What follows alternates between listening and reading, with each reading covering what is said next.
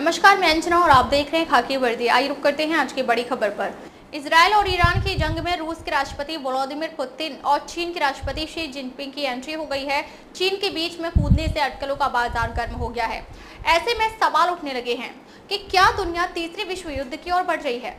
दरअसल तेहरान में एक चीनी मालवाहक विमान के उतरने की खबर ने इन अटकलों को और तेज कर दिया है। मीडिया रिपोर्ट्स का दावा है कि इस विमान ने अपने ट्रांसपॉन्डर बंद कर दिए थे ताकि यह रडार की पकड़ में न आ सके। माना जा रहा है कि इसी के जरिए चीन ने ईरान को बड़ी संख्या में हथियार सप्लाई किए हैं। इस तरह ट्रांसपॉन्डर बंद करके चीनी मालवाहक विमान का तेहरान में उतरना एक गुप्त ऑपरेशन की ओर इशारा करता है। चीन और ईरान के बीच रणनीतिक साझेदारी और सैन्य सहयोग के इतिहास को देखते हुए माना जा रहा है कि इसमें सैन्य उपकरण या प्रतिबंधित सामान हो सकता है। चीन अगर जंग में कूद गया तो ये सीधे अमेरिका को चुनौती है। इससे अमेरिका और चीन एक दूसरे के आमने सामने आ सकते हैं। अमेरिकी राष्ट्रपति डोनाल्ड ट्रंप ने ईरान को सीधी चेतावनी देते हुए उसे गंभीर परिणाम भुगतने की चेतावनी दी है। ऐसे में चीन के इस कदम को अमेरिका के लिए सीधी चुनौती के तौर पर देखा जा रहा है। इजरायल और ईरान के बीच चल रहे इस युद्ध में चीन पहले से ही तेहरान के पक्ष में खड़ा है। चीनी विदेश मंत्रालय के प्रवक्ता लिन जियान ने पहले कहा था कि बीजिंग ईरान पर इजरायल के हमलों पर करीब से नजर रख रहा है और ईरान की संप्रभुता, सुरक्षा और क्षेत्रीय अखंडता का उल्लंघन करने वाली कार्रवाइयों का विरोध करता है। चीन ने भी इजरायली हमलों पर गहरी चिंता जताई थी और ऑपरेशन राइजिंग लायन को गंभीर परिणाम वाला बताया था। चीनी विदेश मंत्रालय के प्रवक्ता लिन जियान ने एक्स पर एक पोस्ट में कहा कि चीन ईरान पर इजरायली हमलों पर बारीकी से नजर रख रहा है और ऑपरेशन के संभावित गंभीर परिणामों को लेकर बेहद चिंतित है। चीन ईरान की संप्रभुता, सुरक्षा और क्षेत्रीय अखंडता का उल्लंघन करने वाली कार्रवाइयों का विरोध करता है और तनाव बढ़ाने वाले और संघर्ष को बढ़ाने वाले कदमों का विरोध करता है। चीन शुरू से ही इस लड़ाई को ईरान की संप्रभुता पर हमला बता रहा है। वहीं रूस के राष्ट्रपति व्लादिमीर पुतिन ने ट्रंप को कॉल कर खुद जंग रोकने की अपील कर चुके हैं। खुद ट्रंप ने ही इसकी जानकारी सोशल मीडिया प्लेटफॉर्म एक्स पर ट्रुथ सोशल दी। रूसी राजदूत ने दामित्रेव ने ये बयान दिया है कि मॉस्को जंग रुकवाने में मध्यस्थ की भूमिका निभा सकता है, लेकिन सवाल यह है कि क्या इजरायल को इस स्वीकार होगा। मुंबई में विश्वकर्मा समाज को संगठित करने हेतु बड़ा अभियान। विश्वकर्मा चैरिटेबल ट्रस्ट द्वारा जन जागृति अभियान का आयोजन मुंबई के दहिसर स्थित राधा कृष्ण मंदिर हॉल में किया गया था। इस कार्यक्रम के मुख्य अतिथि लोक जन सोशलिस्ट पार्टी के अध्यक्ष डॉक्टर वीरेंद्र विश्वकर्मा, प्रवीण विश्वकर्मा आजमगढ़ उत्तर प्रदेश से विशेष रूप से पधारे थे। मुंबई में विश्वकर्मा समाज के लोगों से मिलकर सबको संगठित करने की मुहिम शुरू किया है। अतिथि के रूप में शिवसेना यूबीजी के नेता उद्देश्य पाटिकर उपस्थित थे। विश्वकर्मा चैरिटेबल ट्रस्ट के अध्यक्ष रामा विश्वकर्मा, विश्वकर्मा फाउंडेशन के अध्यक्ष राकेश विश्वकर्मा, लालजी विश्वकर्मा, बाबूलाल विश्वकर्मा, राजेंद्र विश्वकर्मा, दिनेश विश्वकर्मा, शरद विश्वकर्मा, उमाशंकर विश्वकर्मा, राम जन्म विश्वकर्मा, छोटेलाल, जीतू, मोतीलाल, कमलेश, संतोष, राजकुमार, राम कुमार, मनोज, सुजीत विश्वकर्मा, सुनील, सीमा विश्वकर्मा, संगीता, सुनीता, शशि मौर्य ने इस कार्यक्रम को सफल बनाने में विशेष योगदान रहा। कार्यक्रम का संचालन वरिष्ठ पत्रकार राकेश विश्वकर्मा ने किया। आए हैं, क्या संदेश देंगे समाज को एकजुट करने का जो मुहिम चल रहा है, कहां तक सफल हुए और अभी जाति जनगणना जो घोषित की गई है उसको लेकर क्या? देखिए, समाज को संगठित होने के लिए हम लोग संकल्पित हैं और समाज काफ़ी संख्या में हमारा है। हम पांचों भाइयों जो बिछड़े हुए हैं उनसे भी अनुरोध करते हैं कि जो मनुमेह त्वष्टा शिल्पी दल के पांचों भाई हैं विश्वकर्मा समाज के, वो पांचों एकजुट हों और हम लोग पांचों समाज, पांचों बिरादरी जो अलग अलग बटे हुए हैं उसको एक करके विश्वकर्मा करने के लिए प्रेरित हैं, जोर दे रहे हैं। और केवल विश्वकर्मा ही नहीं, राजनीति मजबूत तब होगी जब हम सर्व समाज को लेकर चलेंगे। वही प्रयास है, चूँकि हर एक समाज मिलकर कोई पार्टी बनाती है, सारे समाज के लोग जब मिलते हैं तो कोई पार्टी सरकार में आती है। तो वही आज लोक जन सोशलिस्ट पार्टी के माध्यम से विश्वकर्मा समाज भी एक्टिव है, लोगों से अनुरोध कर रहा है कि आप लोग भी हमारा साथ दीजिए ताकि हमारी भी सरकार बने, ताकि जो लोकतंत्र संविधान है, संविधान ने जो लोकतंत्र दिया है, सबको समान स्थिति परिस्थिति हक अधिकार मिलने के लिए संविधान ने ऐसा जगह दिया है कि सबको एक समान मिले। तो उसे ही प्रयास आता है कि सबको मिला तो हम लोगों को भी न्याय, अधिकार, हिस्सेदारी, आरक्षण हमारा भी हक है वो मिलना चाहिए। वही जिज्ञासा लेके हम लोगों के बीच में चले हैं कि लोग अपने हक अधिकार को जाने और अपने हक अधिकार को पाएं। सर, ये विश्वकर्मा जन जागृति अभियान का क्या भविष्य और इन को एकजुट करने का आप लोग काफी समय से प्रयास कर रहे हैं लेकिन सफलता नहीं मिल पा रही है, क्या कारण है? देखिए, विश्वकर्मा समाज जागरूक है, पहले की अपेक्षा काफ़ी जागरूक है, लेकिन हमारा जो समाज है मेहनत का समाज है। और जैसा कि अभी आदरणीय रामा भाई ने भी एक चीज़ कही कि हम लोग कहीं कहीं जहाँ पे इकट्ठा होना चाहिए नहीं हो पाए थे। इसे आज हमारे बीच में डॉक्टर साहब उपस्थित हैं। उनका एक ही उद्देश्य था कि विश्वकर्मा समाज को जागरूक किया जाए और राजनीति में सहभागिता हो। लेकिन अभी हमें बहुत कुछ सीखना भी है, जैसे कि हमें और समाजों की हम बात करते हैं तो उनसे कुछ अच्छे हमें गुण भी हासिल करने हैं कि समाज जब एकजुट होगा तो ही हमारे समाज में से कोई व्यक्ति विधायक, मंत्री, नगर सेवक, प्रधान तभी बन पाएगा। एकजुट होने की आवश्यकता है और होंगे।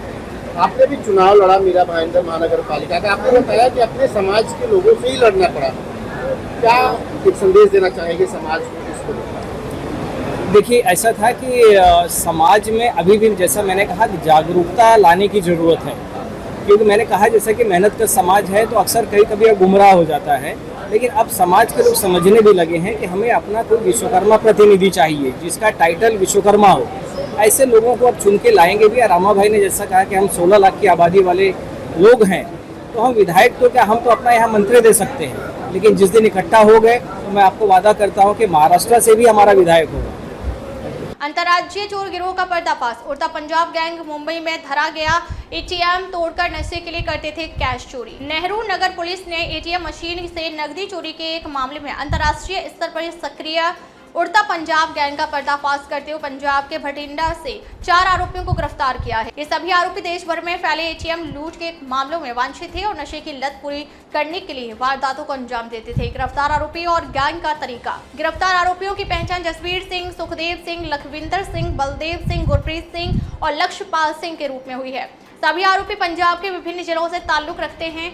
पुलिस जांच में खुलासा हुआ है कि शातिर अपराधी एटीएम मशीन का लॉक तोड़कर कैश बॉक्स से नकदी उड़ाते थे और चोरी की रकम का इस्तेमाल नशे की खरीद और ऐशो आराम की जिंदगी के लिए करते थे। घटना का विवरण। यह वारदात 7 जून 2025 को सुबह 6 से 7 बजे के बीच कुर्ला स्थित नेहरू नगर क्षेत्र में अभ्युदय कोऑपरेटिव बैंक के एटीएम पर घटी। आरोपियों ने मशीन का लॉक तोड़कर 3,07,500 की नकदी चोरी कर ली और तुरंत फरार हो गए। नेहरू नगर पुलिस ने सीसीटीवी फुटेज, तकनीकी विश्लेषण और खुफिया सूचना के आधार पर मामला दर्ज किया और पंजाब में एक विशेष ऑपरेशन चलाकर चारों आरोपियों को धर दबोचा। जब्त सामग्री।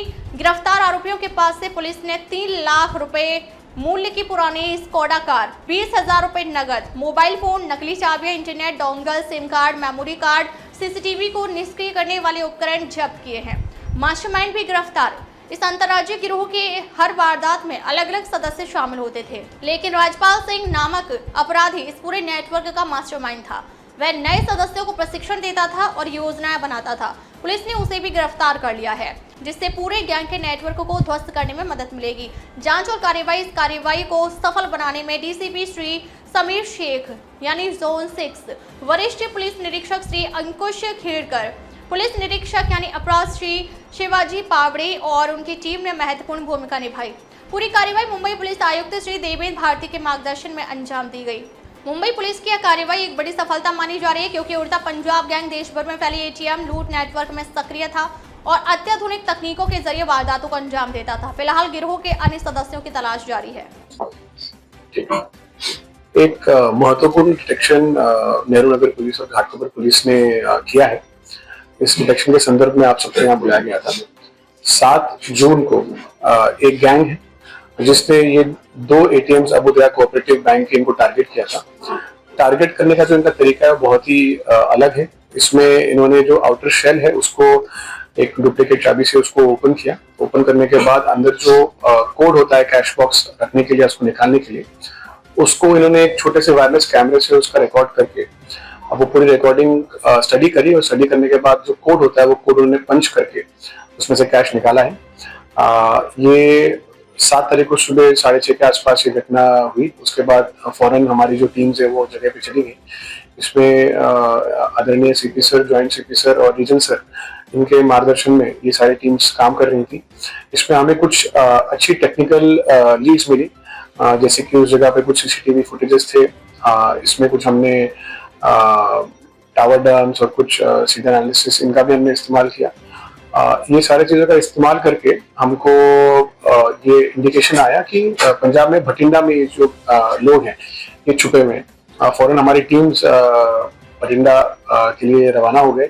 वहां जाकर लोकल पुलिस की हमने मदद ली और हमें ये जो आरोपी है ये सारे अब मिल गए हैं। इसमें 4 लोग हैं ये 4 ही जो आरोपी हैं इन्होंने की हमें कबूली दे दी है।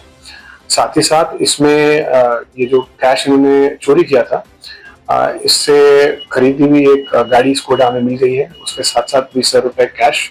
और ये गुनाह करने के लिए इन्होंने जो टेक्निकल डिवाइसेस यूज किए थे जैसे कि मेमोरी कार्ड रीडर या डोंगल या वो जो वायरलेस कैमरा इन्होंने यूज किया था, वो सारी चीजें भी इनसे बरामद हो गई है। और इन सब चीजों को एक साथ इनसे कनेक्ट करके एक अच्छी केस और एक स्ट्रॉन्ग केस हम लोग कोर्ट में प्रेजेंट करने वाले हैं, जिसके इन लोगों को आगे जाके पनिशमेंट मिले। ये जो गैंग है ये एक इंटरस्टेट गैंग है, बहुत सारे गुन्हे इन्होंने भारत में अलग अलग जगहों पे किए हैं, जैसे कि इन्होंने कोटा राजस्थान, गंगानगर, यहाँ महाराष्ट्र में इन्होंने पुणे में तळेगाव दबाड़े, इंदापुर और 2021 में गोवंडी पुलिस स्टेशन में भी इन्होंने ऐसा ही स्कैम किया था। ये टेक्निकल नॉलेज इनके पास बहुत सारी है, क्योंकि इसमें से जो मेन अक्यूज्ड है राजपाल सिंह, उसने कई साल एक एटीएम में कैश जो कंपनी भरती है उनके साथ काम किया था। इसको काफी टेक्निकल नॉलेज है कि ये चीजें कैसे काम करती हैं, और उसका इसने इस्तेमाल करके ये पूरे सिस्टम को समझ के ऐसे एटीएम्स को ये लोग टारगेट करते हैं जो पुराने हैं, जिनका मॉडल अभी पुराना है, और ये इस तरह की टेक्नोलॉजी यूज करते हैं जिससे अंदर ब्रेक करना बहुत आसान है। सर, ये आरोपी जो है मूल निवास कहाँ पे है? ये सारे आरोपी ओरिजिनली ये पंजाब से हैं, भटिंडा से हैं, और ये अलग अलग जगहों पे जाके ये गुनाह करते हैं, क्राइम करते हैं। और इस बार क्राइम करने के बाद ये लोग अपने गांव फिर से भटिंडा चले गए थे, जहां से हमें बरामद हुए। एजुकेशन क्या है सबका? ये बहुत ज्यादा एजुकेटेड नहीं है, जैसे कि ये जो मेन अक्यूज है ये एक 10th-12th पास ही है, पर काम इन्होंने जिस कंपनी में किया, जैसे इसने एक एटीएम में कैश भरने वाली कंपनी में कई साल काम किया, उसकी वजह से कुछ इंजीनियर और टेक्निकल लोगों के साथ इसका कांटेक्ट आया और उन्होंने इसे सारी चीजें सिखाई। इनफैक्ट पुराने जो इसके केसेस हैं उसमें इसने बाकायदा इन इंजीनियर्स का और टेक्निकल पर्सन्स का यूज भी किया था। हमारे केस में अब ये इतना कॉन्फिडेंस आ गया था कि इसने किसी का भी यूज नहीं किया, खुद ही इसने आकर ये सारी जो चीजें उसको प्लान करी और ये केस किया है। टोटल एटीएम से चोरी का अमाउंट कितना है सर? इसमें जो पहली एटीएम है नेहरू नगर वाली, उसमें 3 लाख रुपए लगभग इसमें इन्होंने स्कैम किया था, और दूसरे में 8 लाख रुपए। सिटी या एरिया कैसे चूज करते थे कि अब टारगेट कौन सा एरिया करना?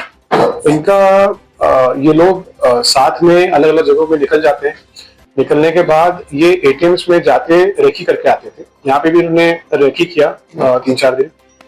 रेकी करने के बाद जहाँ पे सिक्योरिटी गार्ड नहीं है या जहाँ पर इनको लगा कि ये पुराने मॉडल्स हैं, क्योंकि अगर मॉडल्स पुराने होंगे तभी ये लोग यहाँ पे ये चीज कर पाएंगे, तो पुराने मॉडल्स के एटीएम है, ऐसे जगहों को टारगेट करके रेकी करके जब भीड़ वगैरह कम होती है, जैसे सुबह के वक्त भीड़ कम होती है 6 बजे के आसपास, ऐसे वक्त पे जाके ये लोग ये काम करते हैं।